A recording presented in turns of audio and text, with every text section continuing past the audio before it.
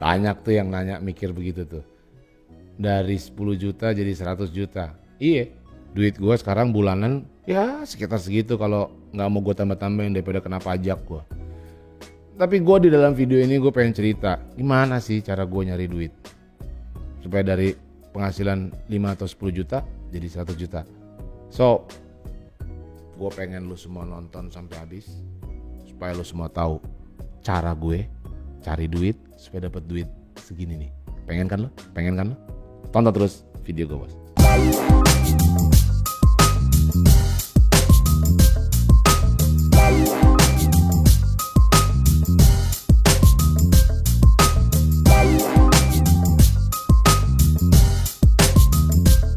Halo bos, gue Ricky Conrad. Buat lu yang baru pertama kali nongol nonton channel gue, jangan lupa untuk like, komen, dan subscribe channel gue.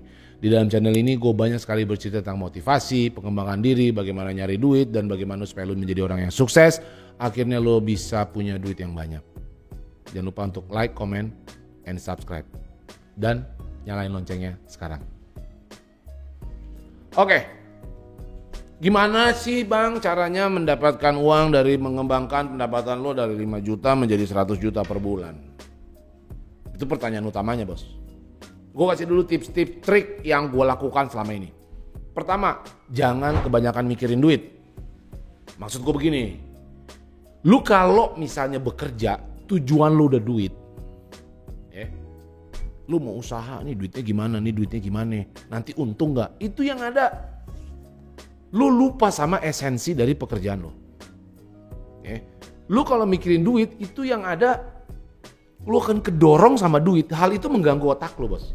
Jadi contohnya nih, lu mau bikin lagu gak ya? Ada yang denger gak ya? Ada yang nonton gak ya? Ada yang beli gak ya lagu gue? Ada yang download gak lagu gue? Terus dapat duit berapa? Untung gak gue? Dan seterusnya.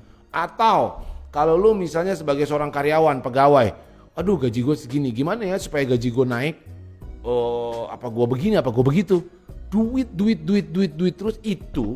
Ya apalagi lu masih muda-muda, lu kayak macam lu udah butuh 50 juta per bulan aja. Sesungguhnya kan kalau lu masih, duit itu kan ngikutin umur lu bos. Ya kan belajarlah untuk bersyukur, lu dapat duit sekarang udah gitu. Lu dapat duitnya 5 juta, ya sudah bersyukur dulu. Itu step awalnya bos, itu penting lu harus tahu. Nah abis itu gak usah mikirin duit terus. Bekerja aja, apa yang lo kerjakan itu lo sukain, lo kerjain aja dulu dan hilangkan itu duit. Mendingan lo pikir daripada lo mikir duit mulu, mendingan lo pikir apa impact dari pekerjaan lo. Misalnya lo adalah seorang salesman alat-alat kesehatan, impactnya tuh apa? Lo misalnya salesman seorang asuransi, ya kan, produk-produk asuransi, impactnya apa? Misalnya lo seorang pengusaha toko online, barang lo tuh bisa ngasih apa? Lo fokus dong ke situ.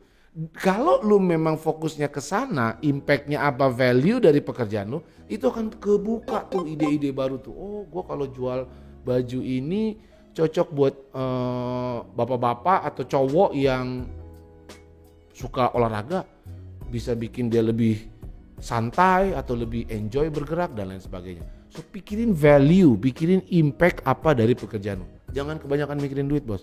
Lu kalau kebanyakan mikirin duit akhirnya mentok ide lu tuh, mentok dan lu nggak bisa dengerin yang lain. Dengerin kata-kata gue dan ikutin. Jangan kebanyakan mikirin duit. Kedua, komit, pisahkan aktivitas hobi lu sama skill atau pekerjaan lu. Gue sering banget tuh ngeliat anak-anak muda sekarang tuh. Dia punya, let's say kita ambil contoh, dia adalah seorang editor video. Ya kan, editor video, tapi pada saat ini dia baru dibayar per video let's say kecil, 200.000, 150.000, berapa sih bayar editor video. Terus karena dia mikirin duit mulu dan gak naik-naik, akhirnya dia bete. Kalau dia bete, dia mulai main game, ya kan, karena pekerjaannya tuh dia pikir nih dia udah 2 tahun gak dapat peluang baru, ya kan, akhirnya dia main game pelarian sementara. Itu aktivitas hobi bos. Nah gue juga punya hobi gue bos. Hobi gue tuh nonton Netflix. Hobi gue tuh main game. Hobi gue tuh ngapa-ngapain kayak di browsing apa segala macam. Tapi gue disiplin bos. Gue hanya membatasi waktu gue untuk melakukan aktivitas hobi gue itu adalah di waktu sisa. Let's say dari jam 9 sampai jam 11 malam menjelang gue tidur. Dan itu gue disiplin soal itu. sepanjang pagi sampai malam itu, gue melakukan aktivitas yang mendukung karir gue.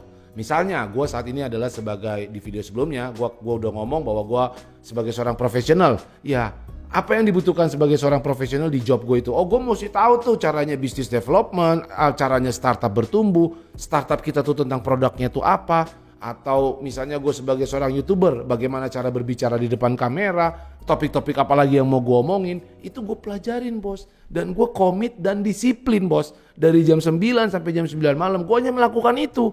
Even though, bahkan walaupun YouTube gue yang nonton cuma 10 orang. Bahkan walaupun gue sebagai profesional gaji gue cuma segitu, gue gak peduli bos. Gue gak peduli, yang penting gue udah disiplin dari jam 9 pagi sampai 9 malam, yaitu melakukan aktivitas kerja gue. Dan hobi gue hanya gue batasi dari jam 9 malam sampai jam 11. Itu akan susah bos, di 1-2 bulan pertama. Tapi setelah itu lo akan biasa aja.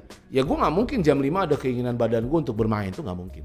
So pisahkan bos aktivitas hobi lo sama peningkatan skill lo atau pekerjaan lo yang berhubungan dengan pekerjaan lo. Itu nomor 2. Nomor 3, ego. Punya ego. It is all about you. Editor sebagai seorang gua sebagai seorang profesional di advisor di sebuah perusahaan lagi. Ini gua Ricky Conrad, mungkin berbeda dengan advisor yang lain, mungkin gaya bekerjanya berbeda, tapi this is me. Ego, ini yang menurut gua bagus. Lo tau gak kalau ego tuh? Kalau gua bikin video, gua gak peduli tuh berapa yang nonton, enggak. Yang penting tuh video gua publish ketika menurut gua oke. Ya, hari ini menurut gue oke, ya udah gue publish. Tapi bisa saja di minggu depan atau 2 minggu lagi gue nonton referensi dari video dari mana-mana, gue nonton channel orang, kayaknya video gue kurang di sini. Ya udah gue rubah. Next gue tingkatkan video gue. Tapi sepanjang gue menjalankan membangun channel ini, gue tidak terganggu sama berapa view, berapa rupiah, berapa endorse, berapa rupiah yang gue dapat coach, berapa ini enggak. Yang penting gue bikin video yang menurut gue bagus. Dan kalau gue merasa nggak bagus, gue bisa ngaku, oh ini kurang bagus ya. Kenapa? Nggak puas gue. Gue bandingin dengan video yang paling keren. Di Indonesia banyak YouTuber gue tonton, oh ini videonya keren tuh kayak begini. Oh gue nonton video Mel Robbins, gue nonton video Tony Robbins. Oh kayaknya keren ya videonya dibikin kayak begini-begini. Nah itu akan gue tingkatkan, gue belajar caranya bagaimana membuat video itu. So ego gue itu tinggi. Dan itu berkaitan dengan yang keempat adalah jangan nggak kebanyakan dengerin omongan orang. Bos, YouTuber tuh harus begini, muka lu harus putih. Ya gimana bos?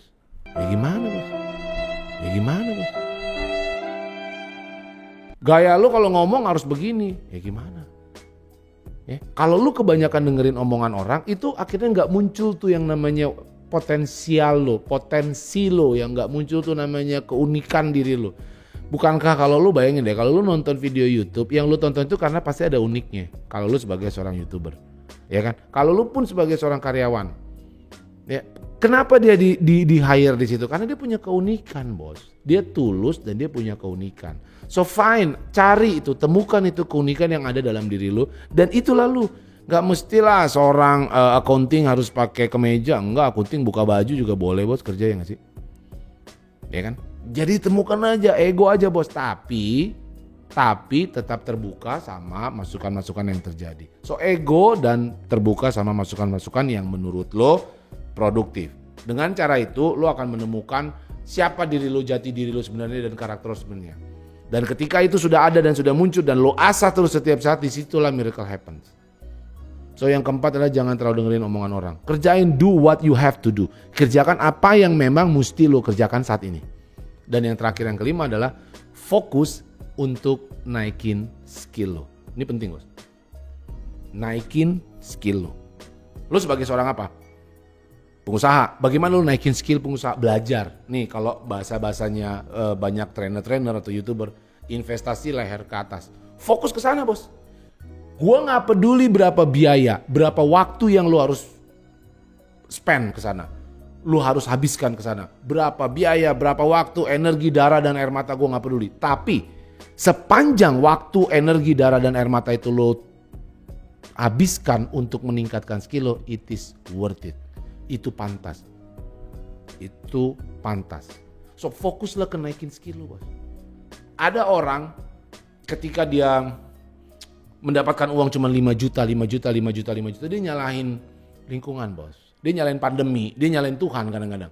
Padahal dia lupa, dia nggak naik skillnya. Tahu nggak? Satu-satunya alasan lo bisa naik dari 5 juta ke 100 juta adalah karena skill lo meningkat. Kadang-kadang orang berpikir, oh berarti gue harus menghabiskan 8 jam. Lo tukar uang dengan waktu ya. Kalau gue menghabiskan 1 jam segini, maka gue harus menghabiskan 5 jam untuk dapatkan uang lebih banyak lagi. Kalau 1 jam gue dapat 1 juta, maka gue harus mendapatkan 5 jam untuk dapatkan 5 juta. Oh nggak begitu cara pikirnya. Bayangkan kalau lo misalnya dari 1 juta ke 5 juta itu karena memang 1 jam lo berbeda dengan yang lainnya. Itu yang gue maksud dengan menaikkan 5 juta sampai 100 juta. Fokus ke peningkatan skill lo. Bukankah kalau skill lo meningkat, harga lo akan meningkat. Sehingga waktu yang lo habiskan sama. Waktu gue sama lo sama, bos, sama-sama 24 jam. Dan kita sama-sama bekerja 10 sampai 12 jam sehari. Tapi gue mendapatkan penghasilan yang berbeda. Karena apa, bos? Karena skill gue meningkat. Dan skill gue yang saat ini adalah hasil kerja keras gue dari 25 tahun yang lalu. Setiap hari gue selalu meningkatkan skill gue. So fokuslah ke naikin skill. Uang kebelakangan. Ketika skill lo naik, ketika lo ego, ketika lo memang unik dan memiliki karakter ciri khas lo sendiri, maka miracle happens, keajaiban akan datang. Uang yang tadinya lo dapatkan cuman segitu-segitu aja akan pelan tapi pasti meningkat. Yang terakhir sekali, bos, yang gue perlu adalah sabar. Karena gue baru mendapatkan ini setelah 15 tahun kemudian, bos. Setelah perjalanan yang tidak sebentar. So, tetap sabar, tapi terus tingkatkan skill lo dan jangan kebanyakan dengerin omongan orang. Terus tingkatkan skill lo dan jangan kebanyakan dengerin omongan orang. Suatu saat nanti harinya akan datang. Gue butuh 1 hari kok. 1 hari saja keajaiban itu akan ada. So itu tadi yang udah gue sampaikan bagaimana cara gue untuk meningkatkan penghasilan gue dari 5 juta menjadi 100 juta rupiah. Gue percaya semua orang punya potensi dalam dirinya. Tapi gue yakin juga tidak semua orang percaya pada dirinya sendiri. Mereka melihat orang lain dan mereka mencontoh orang lain sesuai dengan gayanya orang itu. Tahu nggak, bos? Setiap orang diciptakan Tuhan berbeda. So lu tidak mungkin plek-plek contoh orang lain idola lu. So jadilah diri lu sendiri, temukan skill lu, temukan keunikan lu, maka penghasilan lu akan meningkat otomatis. Gue Ricky Conrad, thank you for watching. Jangan lupa untuk like, comment, dan subscribe channel gue dan share. Kalau video ini lo rasa penting buat teman-teman lo, share ke seluruh penjuru video ini supaya teman-teman lo akan meningkat, akan mengerti bagaimana menaikkan uang dari 5 juta menjadi 100 juta. Thank you, bos. Gue Ricky Conrad, hidup gue, cara gue, mimpi gue. Thank you, bos.